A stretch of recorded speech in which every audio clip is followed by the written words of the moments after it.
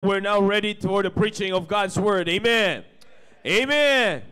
Alam niyo po mga kapatid, sabi ko sa inyo, we have to make it sure that we are always ready every time we go inside the auditorium. We have to make it sure that we are always ready to receive the Word of God. Amen. Kaya mahalaga po yung nakakaabot po kayo ng prayer at the very start of the service because we are always praying together. We're praying that God will bless us with His wisdom, knowledge, and understanding. Kasi pag wala po yan, mahirap unawain ang salita ng Diyos ng isang tao lang. Kaya ibig sabihin, ang point is, tayo bilang tao lang, hindi natin abot ang pangunawa ng Diyos. We have to ask Him for His guidance. We have to ask for His wisdom. Because without it, mahihirapan lang tayo mga kapatid. Kaya nga tinan niyo po anong result sa mga tao na pinipilit unawain ang doktrina ng Diyos ayon sa kanilang tinatawag na sariling kaalaman. They always go to the wrong direction. They always end up living their lives away from the plan of God. Kaya napaka-importante yan mga kapatid.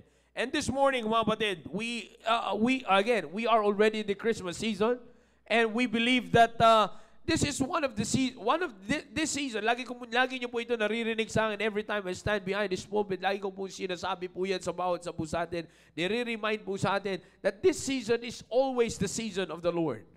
Do you believe that? Amen.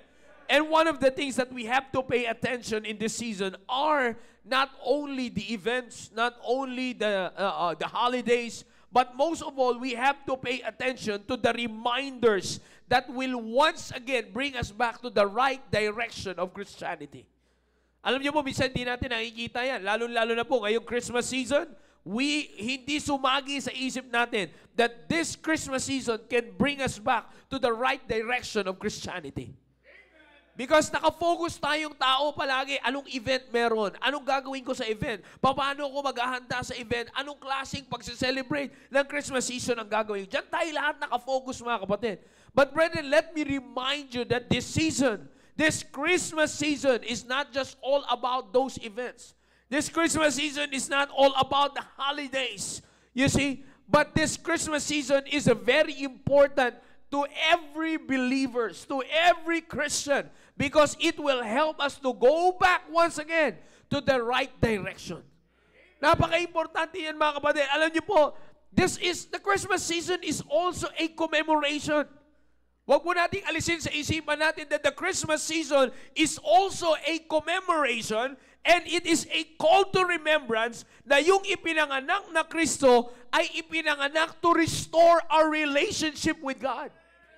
You have to put that in mind. We have to call to remembrance that this Christmas season, may pinanganak na Kristo to restore our relationship with Him. Kaya ngayon po yung pinakita ko sa inyo kanina that the importance of the virgin birth is to once again remind us and to help us see once again na bahagi yan ng plano ng Diyos sa kaligtasan ng tao. Para ma-restore tayo muli sa Diyos. But brethren, the opposite is what's happening today. Because kung kailan kino-commemorate na may pinanganak na tagapagligtas na nag-restore ng relationship natin, doon nasisira ang relasyon ng tao sa Diyos. You see that? Isn't that familiar, brethren? Amen.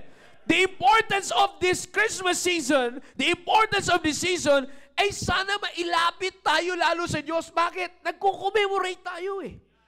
We call to remembrance what He did for us. He gave His only begotten Son. The Word was made flesh through the virgin birth. Para ma-restore yung relationship natin sa Diyos. And brethren, the importance of this season is to draw us closer to God and not further away from God. And the truth na binubulag tayo ng mundo na makita mga kapatid is that the world, that we all know this, that the world has a lot to offer para lang mailayo tayo sa Diyos. Do you believe that? Amen. Inuulit ko po mga kapatid, the world has a lot to offer para mailayo tayo sa Diyos. Young people, can I get an amen? You know what I'm talking about, young people? I'm talking about your girlfriend and your boyfriend. I'm talking about those kinds of things na nilalayo ka sa Panginoon on this Christmas season. I'm talking about the events that you have in the school. I'm talking about the events that you have in your offices. Were you able to display gaano kayo ka-close ni Lord sa mga bagay na yan? O mas kitang-kita ninyo ng mundo kung gaano kayo ka-close ng kasama mo on that season? You see, brethren? And brethren, ilagay nyo sa isipan, if we're not going to take this matter, if not going to take this matter seriously, we will find ourselves ending this season ungrateful to what He has done for everyone. Yan ang nakakalungkot, mga kapatid. But brethren, as far as this season goes, brethren, we have to once again check and see amongst us today, brethren, that the biggest reminder, take note of this, one of the biggest reminder that this season can bring us is the reminder of the growth ng ating relasyon sa Diyos. Ng ating relasyon sa Diyos. Brethren, this Christmas season is not just the usual season that we have to enjoy. The breaks, the pauses at work. But brethren, let me remind you this morning that this Christmas season is a season of revelation. This Christmas season is a season of revelation. This season will make us see the reality of our relationship with Him. Ngayon natin malalaman, mga kapatid, may God help us this morning through this message. May God help us this morning to this message para muling mas iyasat natin sa ating mga sarili na mai-reveal ng Diyos kung anong relasyon natin sa Kanya sa mga panahon po na ito. Matthew chapter 24, verse 1 and 2. We'll be reading these passages, brethren, and then we'll go to Luke chapter 2. Matthew chapter 24, verse 1 and 2. Are you still following? Amen. Or let me just, let's just go first to Luke chapter 2, verse 8 to 12. Luke chapter 2, verse 8 to 12. The Bible says, are you there? Amen. And there were in the same country shepherds abiding in the field, keeping watch over the flock by night. And lo, the angel of the Lord came upon them, and the glory of the Lord shone round about them, and they were sore afraid. And the angel said unto them, fear not, for behold, I bring you good tidings of great joy, which shall be to all people. For unto you is born this day in the city of David a Savior, which is Christ the Lord. And this shall be a sign unto you. Ye shall find a babe wrapped in swaddling clothes, lying in a manger. Matthew chapter 2. Matthew chapter 2, verse 1 and 2. Very familiar passage. Binasa na po natin ito last time. Alright, sabi po ng Bible, verse 1 and 2. Now when Jesus was born in Bethlehem of Judea, in the days of Herod the king, behold, there came wise men from the east to Jerusalem, saying, where is he that is born King of the Jews? For we have seen his star in the east, and are come to worship him. Let's pray. Our most gracious Heavenly Father, thank you for these passages that we have read, O God. Salamat po, Panginoon, sa oras po na ito. Patuloy po kayo naunguna sa aming kalagitnaan. Salamat, O Diyos. At muli niyo po kayong binigyan ng pribileyo, ng pagkakataon na ma-enjoy, Panginoon, ang araw po ninyo, Panginoon, especially at this time, O God, na muli namin tatanggapin ang inyong mensahe. Nawa, O Diyos, pagkalooban niyo po kami ng maayos sa puso't kaisipan, O God. Give us the spiritual minds, O God. We need your mind, O God. Hindi po namin kayang unawain ito by our own, O God, because we are limited and thou art not, O God. Please, O God, be with us. Holy Spirit, continue to flow through us, O God. And please continue to use me, O God. Thou knowest I'm nothing without you, O God. Thou knowest my prayer, O God. Please use me for your glory, honor, and praise, O God. All these things, Father, we pray in Jesus' name. Amen. Please be seated. Now, dito mga kapatid, sa binasa po nating talata, makikita po natin dito, as I told you a while ago, mamaya babalikan po natin ito, but as I told you a while ago, Christmas season is not just a usual season na nakasanayan na po natin. Rather, this Christmas season is a season of revelation. At kung meron mang magandang ma-check po natin sa mga pagkakataon po na ito at sa mga oras po na ito is that how this season can reveal to us, can God reveal to us using this season kung kamusta yung relasyon natin sa Diyos.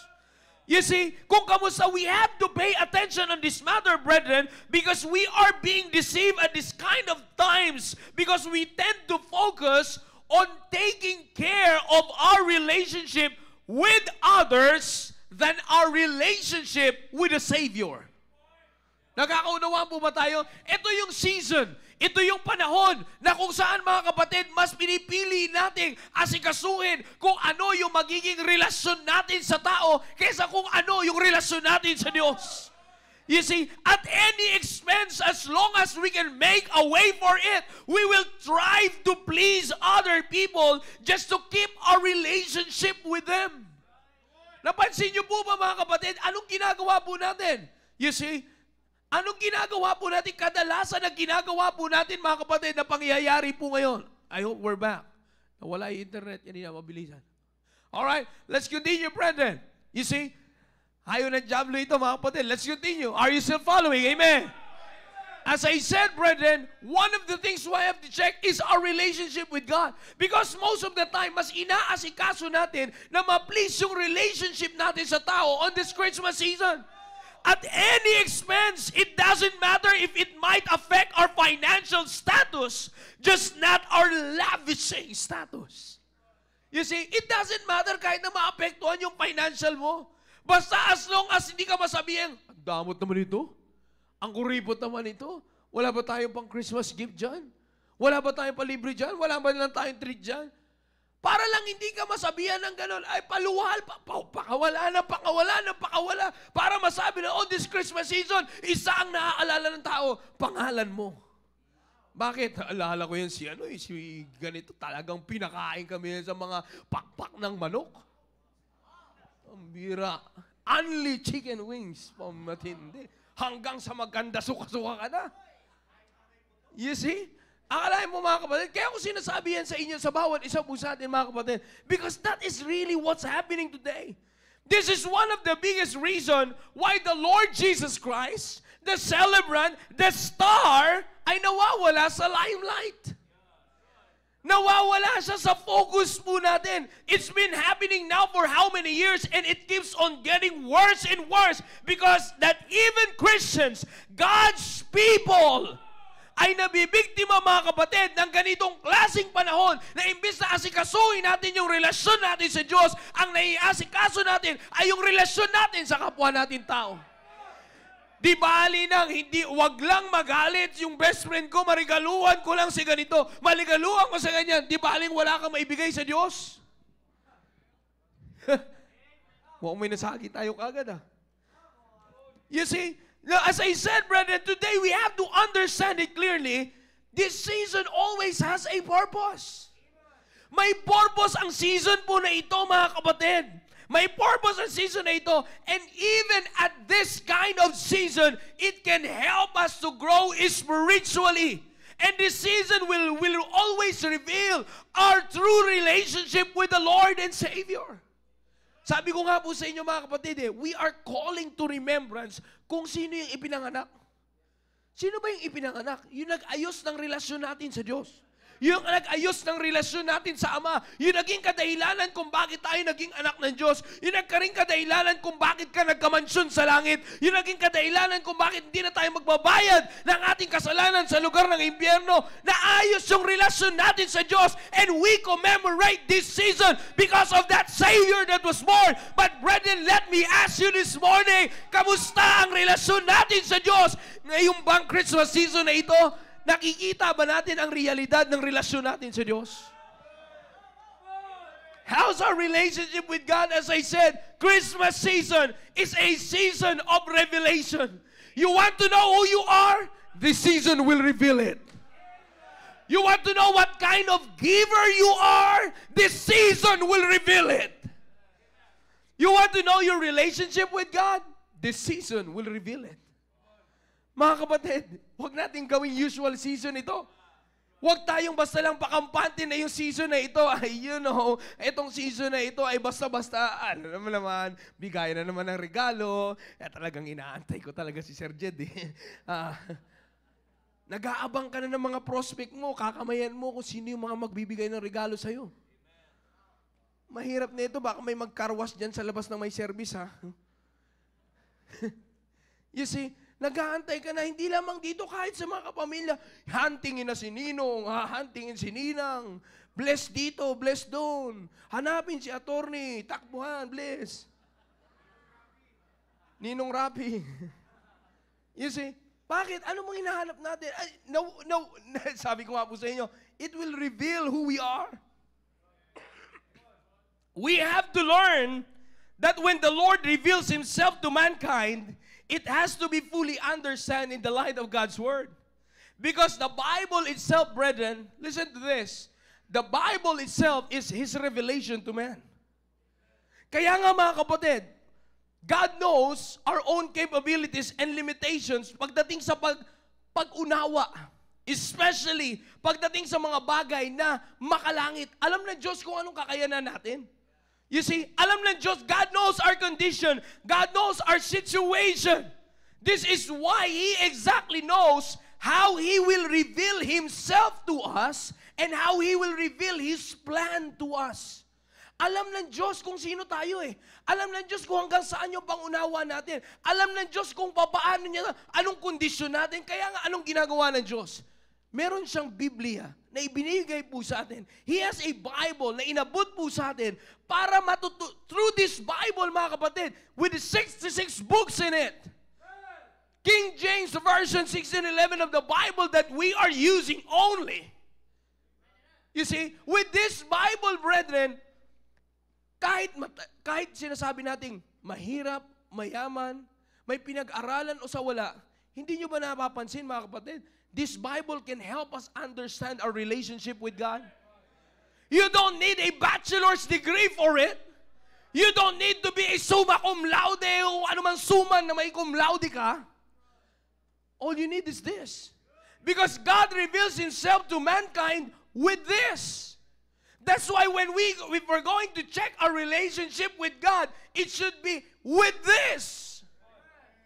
Kaya nga mga kapatid, kaya ko po sinasabi ito sa bawat isa po sa atin, God, this is a season of revelation.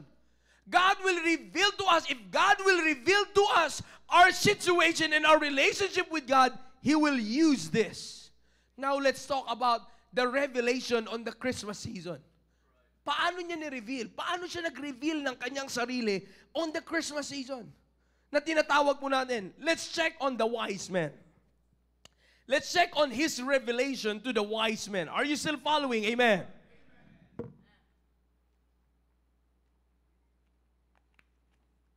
Now, the wise men in Matthew chapter 2. Before I continue, brethren, these wise men, nawala na. These wise men, brethren, these wise men are known to be highly educated. Kaya nga tinawag na wise men eh. Diba? They are known to be highly educated. And being addressed, binanggit ko po sa inyo ito last Sunday, being addressed positively in the Bible as a wise man meant that these men have God's bestowment of His wisdom. Alright? Ibig sabihin, merong kinalaman ng Diyos sa kanilang pagiging wise. You see that? Now, these wise men as well, they are more knowledgeable on extraordinary things and are above the usual things. You see? Kaya nga sila tinawag ng wise men. Kumbaga yung pangunawa nila sa mga bagay-bagay ay hindi lamang even what's beyond of the normal man na kayang unawaan, they can understand it. They can see it. They can really learn from it because they're wise men. You see? But brethren, makikita natin in Matthew chapter 2, verse number 2, these wise men, sila mismo nagsabi how God revealed Himself to them. Ano sabi ng Bible? Saying, "Where is He that is born King of the Jews? For we have seen His star in the east and are come to worship Him." God, when it comes to the revelation to the mankind, God used the star to be the sign of His revelation. God used the star. Take note of this. God used the star as the sign of His revelation. Let's go to the shepherds in Luke chapter 2. In Luke chapter 2, brethren, sabi ng Biblia, let's read verse number 8. And there were in the same country shepherds abiding in the field, keeping watch over their flock by night. So makikita po natin dito that the shepherds, they are men who belongs to the common people. Okay? They are not in line with the wise men, pero hindi po natin ito sinasabi para i-down po sila, no? Hindi po sinasabi natin 'yan para sabihin natin they are more mababang uri ng nilalang, no? Hindi po. But I'm pointing out here is that they belong to the common people with usual jobs. Nakuha niyo po yung difference? The wise men, they're highly educated, known to be knowledgeable on extraordinary things. The shepherds are with the common people with usual jobs. Now, they are more the shepherds, brethren, since they are common people, mas nagre-respond sila sa mga bagay that they are actually seeing. Ang response ng mga shepherd ay kumbaga, to see is to believe. Yeah, I hope you're following. Amen. Ang response ng mga shepherd is to what is actually seen, and hindi dun sa mga extraordinaryong bagay. Kumbaga, hindi nila papansinin yung mga extraordinary kasi, yun nga that's above what they know. That's above what they can perceive. Hindi ko kayang unawain yan eh. Ito, kaya ko na eh. So, ito na. Nakuha niyo po yung ibig ko sabihin, mga kapatid. They are based on what is actually seen. So makikita niyo, mga kapatid, sa verse number 8, when they do their jobs as shepherds, they do it at night. Alright? Maliwanag sa verse 8. Go to your Bible once again. And there were in the same country shepherds abiding in the field, keeping watch over their flock by night. So as far as the night is concerned, alam ng mga shepherds kung ano ang uri ng isang maganda at maliwalas na gabi. Na kung saan, alam naman nating lahat yan. Minsan, sinasabi nga natin, pagka ang pag-asa natin para masabing hindi umulan kinabukasan, may mga bituin at may, si Sir Franz Paul, buwan agad eh. Kasi kung ibig ko sabihin, may bituin. Pag sinabi natin, di uulan yan, bakit? May mga bituin eh. Kumikiningning. Nagniningning yung mga, kumikinang-kinang yung mga bituin. Bituin, sabi ko sa'yo, maliwanag yan, bituin ha. Wala kang binanggit na buwan. You see, kumikinang yung mga bituin. Pagka alam ita na maaliwalas yung paligid, magandang ng hangin, and then makita natin, nakitang-kita mo yung bituin, ay magandang panahon bukas. Sinasabi natin, in other words, what I'm simply trying to say here, brethren, commonly speaking, these shepherds, usual sa kanila na may star. Kumbaga, alam nila, they keeping watch over their flock by night. So, ibig sabihin, makakita man sila ng star, it's normal. There's nothing extraordinary with the star. Bakit? Parang dito yun, mga kapatid, pag titingnan natin yung star, sa mga nakakaalam po niyan, if the star is not blinking, ang sabi nga nila, yan daw ay planeta. You see? At nakikita yan through the scope, something like that. So, in other words, pag nakita natin dyan, hindi ka kagad uy, wow, star. Hindi ganun yung mga shepherds. Bakit? They're used to it. Pag nag-aalaga sila, they're used to it. Kaya nga kung makita sila ng star, ano naman? Siyempre, gabi. Maganda nga yan sa pag-aalaga namin kasi maganda panahon eh. You see? Maganda yan sa trabaho po namin. Kaya nga, mapapansin niyo po, God didn't reveal Himself to the shepherds using the star. Anong ginawa ng Panginoon? Verse number 9. And lo, the angel of the Lord came upon them. And the glory of the Lord shone round about them, and they were sore afraid. Mga kapatid, yung mga shepherds nagbabantay ng kanilang flocks by night, maaliwalas ang gabi, may bituin, hindi sila natakot. Wala silang pakialam kung may magpakitang bituin dyan. Bakit? That's normal to us. That's why God didn't reveal Himself like the wise men seeing them, the star, letting them see the star. How did God reveal to them? Yung alam ng Panginoon na makikita nila that will be extraordinary for them na magre-respond sila doon. Hindi na nila pwede sabihin na bago sa kanila ay normal sa kanila. Bakit? It's already the angel of the Lord. You see, sa shepherds or sa wise men, God used the star. And the shepherds, God used the angel as his sign of revelation. Brethren, makikita po natin that both of these people experienced God's revelation to them in different ways. Sa wise men, the star. Sa shepherds, the angel. Because God knows, only God knows how or what will suit their comprehensions that will bring them to conviction to make an action. Inuulit ko mga kapatid, alam ng Diyos, Diyos lang ang nakakaalam kung ano yung bagay na magdadala sa kanila sa conviction. Paano ko magre-reveal sa tao na ito para magdala sa kanya ng conviction that will bring him to action? Mga kapatid, when God reveals something to us, it's in different ways.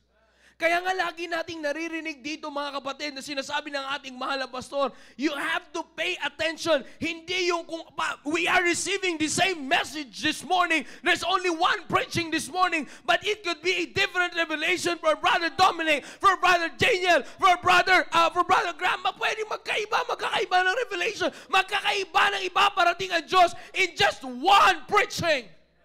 Because God knows kung paano niya tayo trigger to make an action based on our conviction from His revelation.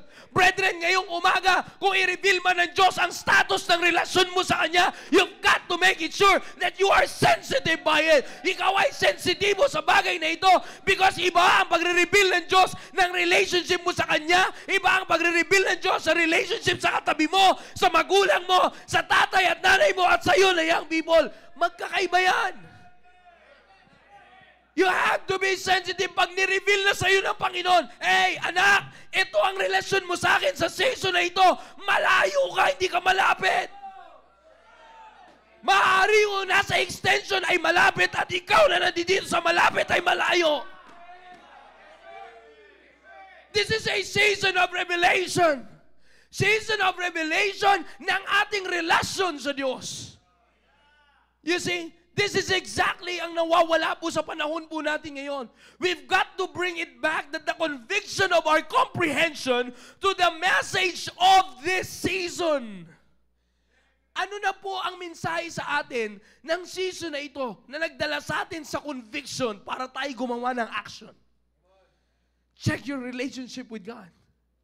I-check po natin yung relasyon po natin sa Diyos. Alam niyo po, nakakalungkot sa mga tao ngayon, the actions of people today are more based on how their emotions are stirred up by the season and by the influence of the culture around us. Diyan na nakabase mga kapatid. Nakabase na sa emosyon ng tao. Yung actions ng tao ngayon ay nakabase sa emosyon, dala-dala ng impluensya ng kultura sa paligid during Christmas season. Yan yung second Sunday pa lang tayo, ilan na ang taong wala sa simbahan? Second Sunday pa lang tayo, ilan kaya ang babalik mamayang hapon? On this Christmas season, how's your relationship with God? We're just on the second Sunday. Second Sunday of the Christmas season, the question is, sensitive ba tayo kung paano nire-reveal ng Diyos ang totoong relasyon natin sa Kanya? You see, we have to make it sure this is a season of revelation of our relationship to God. The saddest part, brethren, alam niyo po kung bakit, the sad part of this, it's really affecting the faith and practice of every believers. That's the truth, brethren. It's affecting the faith and practice of every believers. Because they try to look on the season using their own perceptions. Sa sarili natin kasing pananaw eh. Huwag nating tingnan sa sarili nating pananaw. Tandaan po natin mga kapatid, hindi natin mauunawaan ang Christmas season kung hindi niliwanag sa atin ang salita ng Diyos. Hindi rin natin makikita sa umaga na ito kung anong totoong relasyon natin sa Diyos revealed to us by this Christmas season kung hindi tayo magiging sensitive sa binibigay sa atin na salita ng Diyos. I hope we're still following, brethren. Amen. Now, tingnan niyo po mga kapatid. Sabi ko po sa inyo kanina, God revealed Himself to the wise men and the shepherds in both different ways. The star and the angel. But take note of this. Their action of conviction sa kanilang revelation nakita is the same. The wise men. Matthew. Open your Bibles in the book of Matthew. Matthew chapter 2, verse number 10. Sabi ng Bible, are you there? Amen. Ha, maganda po ito. When they saw the star, what's the star? Their revelation. God's revelation to them. When they saw the star, they rejoiced with exceeding great joy. Nakita nila, nag-reveal sa kanila ang Diyos, oy, alam namin kung saan ipapanganak yung Hari Santo. Santo, nung nakita na nila na tumapat na yung star, oy, eto na. Ha, makikita na namin ang Diyos. Eto na, makikita namin yung pinanganak na King of the Jews. Makikita na namin yung Messiah. They're exceeding, hindi lang great joy, exceeding ito eh. Hindi natin alam kung paano sila nagagalaw, but the point is, they are exceeding great joy.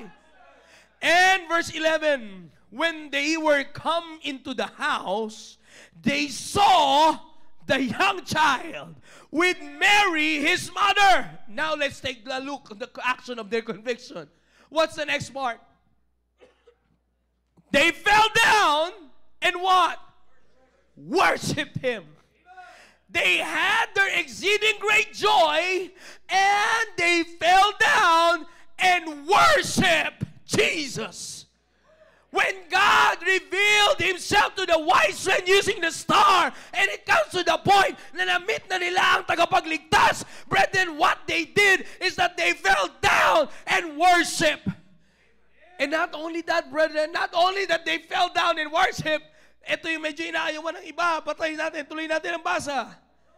They fell down and worshipped Him. And there comes the colon. Nakita niyo yung punctuation mark dyan? It's a colon. May kinalaman po yan. Pertaining na yung sumusunod, a description that is something important. English 101. You see, ano pong ibig sabihin? Merong tinutukoy sa pag-fell down nila and they worship Him, may important description yung pag-fell down and worship Him. Paano nila ginawa? When they fell down and worshipped Him, and when they had opened their treasures, they what? Presented unto Him gifts. Ano yung pinresent na gifts? Ito naman ay semicolon because pertaining to the gifts. Gold and frankincense and myrrh. What's their action of conviction? Exceeding great joy, fell down and worshipped Him, and they offered Jesus their treasures. Brethren, what is used in this passage are not gifts, treasures.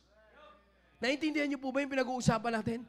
It's not, the Bible didn't say, and they offered gifts. No. Ano sabi ng Bible? They offered what? Treasures. You know what's the difference of treasures and gifts? Gifts is something that you can release easily, but treasures are not. Treasures are meant to be kept. Ilalabas mo lang yan pag alam mong dapat na at kailangan mo nang ilabas. Pero as long as you can keep it, you will keep it. But this wise man, when God revealed Himself to them, they take out their treasures, they offered it to Jesus. That's how they worshiped Him. Dito natin malalaman, and these, brethren, speaks of their relationship with Jesus. Itong magsasabi kung anong relasyon meron sila dun sa pinanganak na Diyos. Ito ang magsasabi kung anong relasyon meron sila. You see, take note of this, brethren. Because if our relationship with God is important, it doesn't matter kung anong maibigay mo sa Diyos because alam mong mahalaga yung bibigyan mo eh. But sometimes this is the part of our lives, Christians, na kung saan dito nagkakaalaman kung talagang close kayo ng Diyos mo. You see that? Dito tayo magkakaalaman kung anong relasyon meron tayo sa Diyos on this Christmas season. Kung mas gagastos ka sa pangregalo o mas gagastos ka sa offering mo. In fact, hindi nga bagay yung term na gastos eh. Sa pagbibigay sa Diyos, it's not gastos. Pero ang thinking natin ay gastos. Ang tithes and offering nakalagay sa rep ninyo bilang nakasamang listahan ng gastusin. Nakakalungkot mga kapatid kung nakapin doon sa rep ninyo mga gastusin. Number 1, tithes and offering. You see that? Pero yung nakalagay doon sa kabila, mga kailangan, iPhone Pro Max 23. Wala pa pala yun. Wala pa pala yun. Wala akong alam sa iPhone. Samsung tayo, sir. Ako alam dyan. Pero yun yung sinasabi ko, mga kapatid. You see? But let's go back to the Bible, brethren. You see their action of conviction? They fell down and worshiped Him and offered treasures. Ganyan kahalaga ang Panginoon sa kanila. Ganyan kahalaga yung ginawang pagre-reveal ng Diyos sa kanila, mga kapatid. Kaya nga yan yung nagdala sa kanila on doing these things. This is a great proof on how they express their conviction and this will tell what kind of relationship they have with a child. Wise man pa lang yan.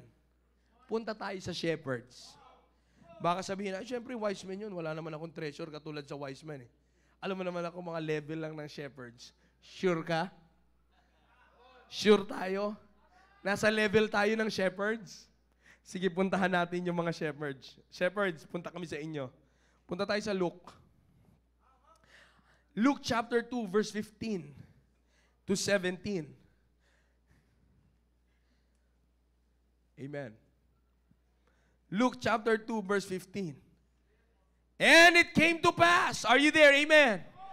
As the angels were gone away, o basahin natin yung deklarasyon. Luke chapter 2, verse number 10. And the angels said unto them, Fear not, for behold, I bring you to good tidings of great joy, which shall be to all people. For unto you is born this day in the city of David a Savior, which is Christ the Lord. And this shall be a sign unto you, ye shall find a babe wrapped in swaddling clothes, lying in a manger. And suddenly there was with the angel a multitude of heavenly hosts praising God, and saying, Glory to God in the highest, and on earth peace, goodwill toward men. Ibang mensahe na naman po ito. You see, verse 15. And it came to pass, as the angel were gone away from them into heaven. Eto na po. The shepherds said one to another, Let us now go even unto Bethlehem to see this thing which is come to pass, which the Lord hath made known unto us. Revelation. All right, let's continue. Verse 16. And they came with haste and found Mary and Joseph and babe lying in a manger. Nakita na nila. Alright, nag-reveal sa kanila. Puntahan natin. Pagpunta nila, nakita na nila yung angel. Pero nung nakita nila yung baby wrapped in swaddling clothes, nakita na nila yung babe lying in a manger. Hindi sila kagad nagsabi na sa baby, ay, cute naman ang baby Jesus. Hindi sila tumawag. Ito na yung angel na kamukha ni Mary, ano? No. Nung nakita ng mga angel, mga shepherds, verse 17, and when they had seen it, what they did is what? They made known abroad and the saying which was told to them concerning this child. And all they that heard it wondered at those things which were told them by the shepherd. Imbes na sila ay makipaglaro doon sa bata, nung nakita nila ang Panginoong Jesucristo, they made known na, brother, ay, ito yung sinabi ng angel na pinanganak. Ay, ito yung angel na doon na. Yung sinabi ng angel na doon. Hindi sila hindi. Ang sabi nila, yung pinanganak, sabi ng angel, andun na sa manger. Andun na. Yung pinanganak na Kristo, andun na. Kaya nga hindi maintindihan ng iba. Siguro sabi ng mga angel na ito, mukhang nakainom Sabi ko na sa inyo, mga shepherds na ito, huwag kayong iinom pag natatrabaho kayo. Kung ano-ano pinagsasabi. Hindi nila naunawaan. Verse number 19, but Mary kept all these things and pondered them into heart. Now, what's the next? Kaya sabi ko nga po sa inyo, check natin maigi kung sasabihin natin, hanggang shepherds lang tayo. What's next? And the shepherds returned, glorifying and praising God for all the things that they had heard and seen, as it was told unto them. Pagkatapos sila sabihin, yun yung pinanganak nandun na sa manger, yung pinanganak na tagapagligtas. After doing that, tsaka sila bumalik. Pero nung bumalik sila, hindi sila ulit hindi. Ano nang kasunod ng pagbabalik na ginawa nila? They returned glorifying and praising God for all the things that has been revealed to them.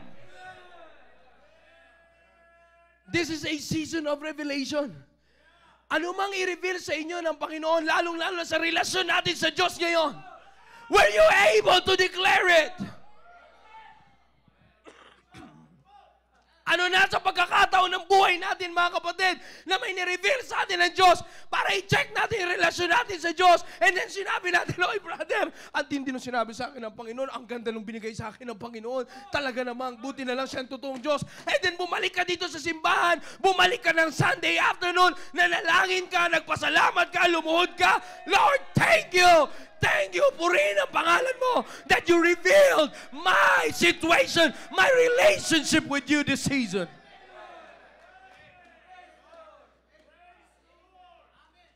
Malalaman natin yan, mga kapatid. Sabi ko nga po sa inyo, we have to take this matter seriously. Madali lang tayong lokohin ng dyablo. Pababalikin niya lang tayo dito para matulog kasi dito lang may aircon, sa bahay niyo wala. Great revelation. Kaya sumama ng linggo kasi dito matutulog, may aircon kasi dun sa church Sa bahay, hindi pa gumagalaw yung electric fan, imbis na pa ganun. Imbis na pabuga, pahigop. You see?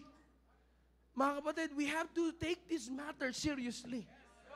Anong nire-reveal sa atin ng Panginoon? Nag-aabang na ba tayo? Ngayong umaga, nakaupo na ba tayo sa ating mga upuan?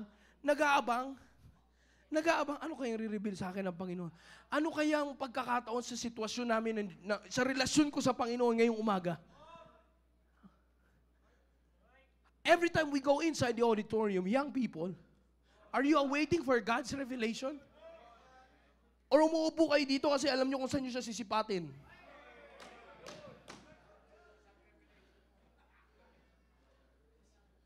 Yung iba hindi na masipat kasi nakapikit na. Sipat na pa ako. You see, brethren? Now listen to this. This is a very important matter. This is a season of revelation. Magpasalamat tayo sa Panginoon that there's a season where we can commemorate and call to remembrance. Hey, brothers! Hey, sisters! This is the season na kung saan maipinanganak na Kristo para maging maayos yung relasyon natin sa Diyos. Kaya ngayong season din dapat tayo maging sensitive para mag-check natin ang sarili natin. Kamusta ang relasyon natin sa ipinanganak na Kristo?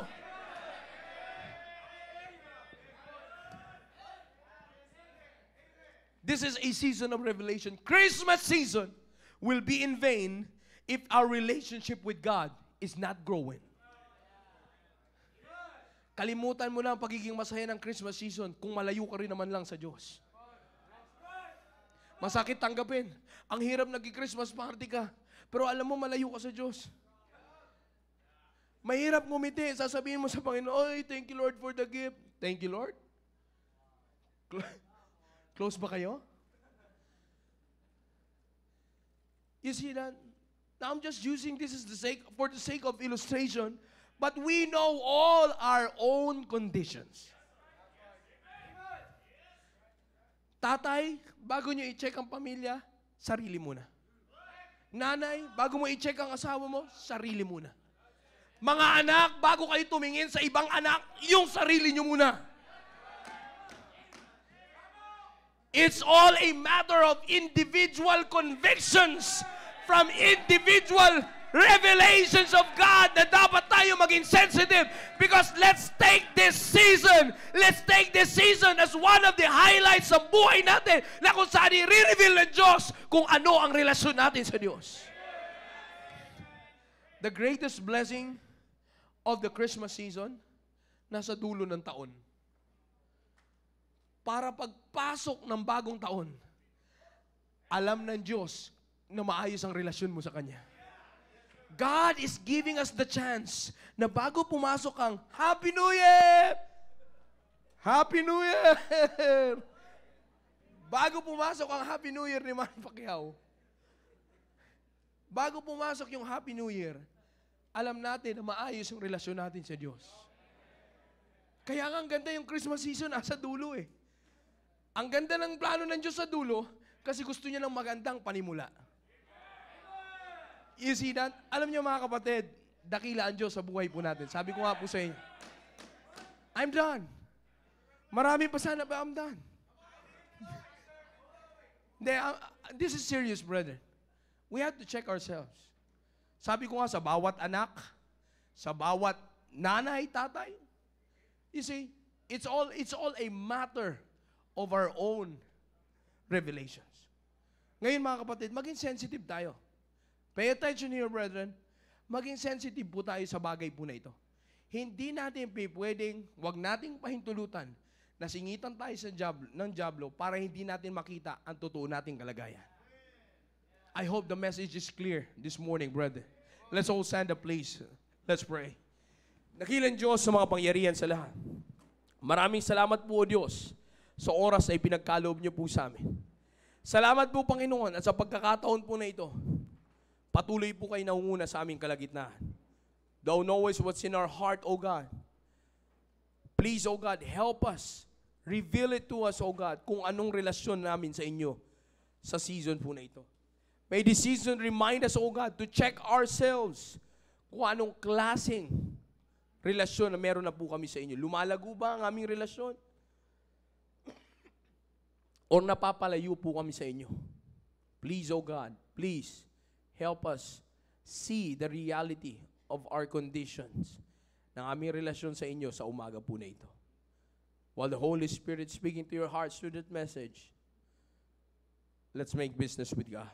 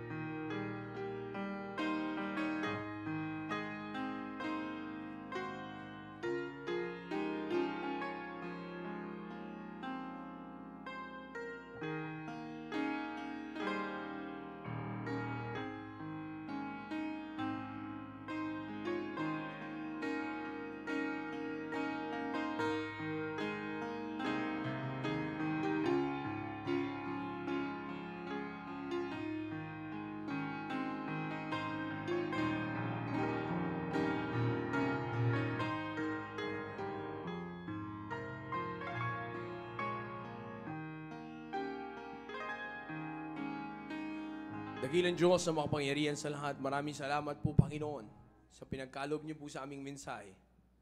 Salamat po, Panginoon, at patuloy niyo po kami pinangunahan, O Diyos, Salamat po at patuloy niyo po binayahan kami ng mensaheng aming kailangan para patuloy po kami, Panginoon, lumago spiritually, O God.